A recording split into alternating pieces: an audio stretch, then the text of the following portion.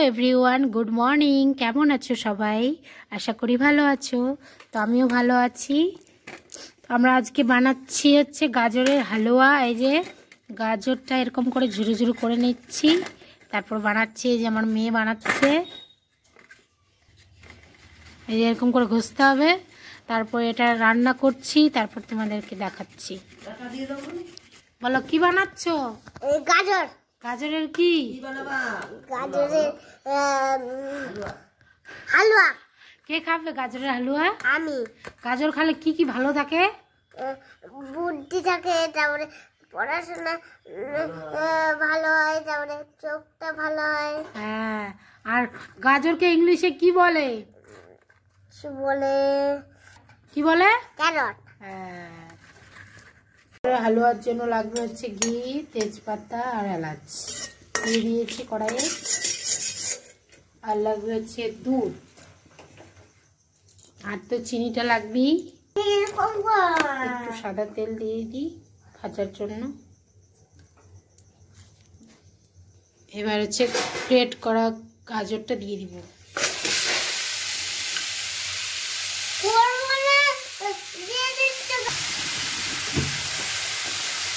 ভালো করে নাড়াচাড়া করে নিই। বাদামি রং আসলেই দুধ দিয়ে দিতে হবে।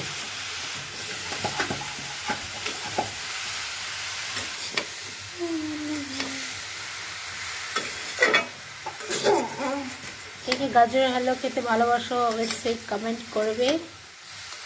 আমার খেতে খুব ভালো লাগে গাজর হালুয়া খেতে। আমাদের বাড়ির প্রত্যেকেই ভালোবাসে গাজরের হালুয়া।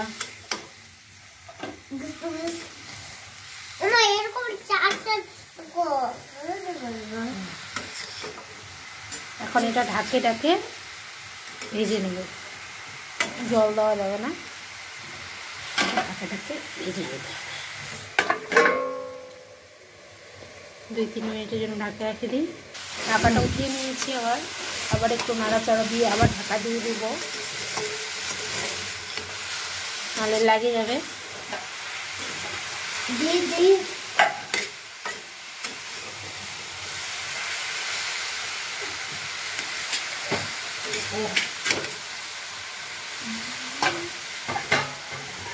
আবার একটু ঢাকা দিয়ে দিই 2 মিনিটের জন্য। আবার ঢাকাটা উঠে নিয়ে আবার নাড়াচাড়া করে নিচ্ছি, নাহলে লাগে যাবে। এরকম করে সেদ্ধ করতে হবে, জল দেওয়া যাবে না। এই যে মেয়ে এখানে বসে আছে, দেখো আমি রান্না করছি আর এখানে মেয়ে বসে আছে, খেলা করছে।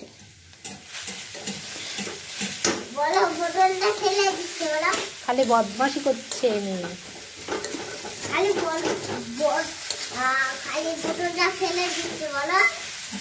কতগুলো গাজর ছিল, কতটুকু হয়ে গেল।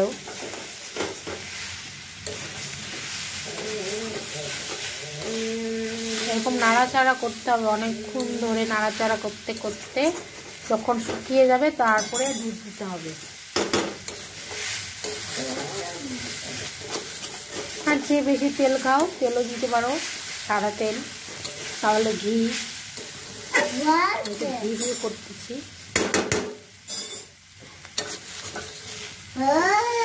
আবার একটু ঢাকা দিয়ে দেবো।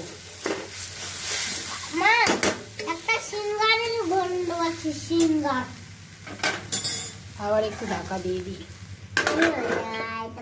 কিছুক্ষণের জন্য। এই যে হয়ে গেছে ভাজা ভাজানো। এখন এটা একটু গাজর ধোয়া জলটা দিয়ে দিই,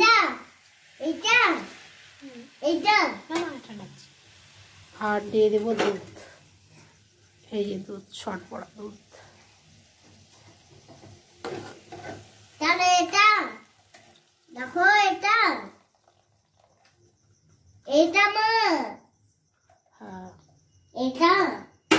এই যেটা তো দুধ রুটি খাবি।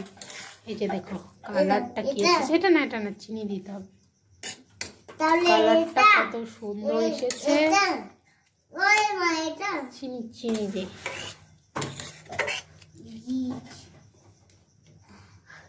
এখন এটা চিনি দিয়ে ঢেকে দেব, একটু সেদ্ধ হোক।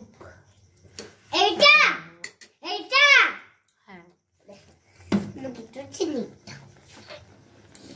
এই যে দে আমাকে দে, দে আমাকে দে। এই যে এতটা চিনি দিয়ে দেবো, চিনি দিয়ে ঢেকে দেবো।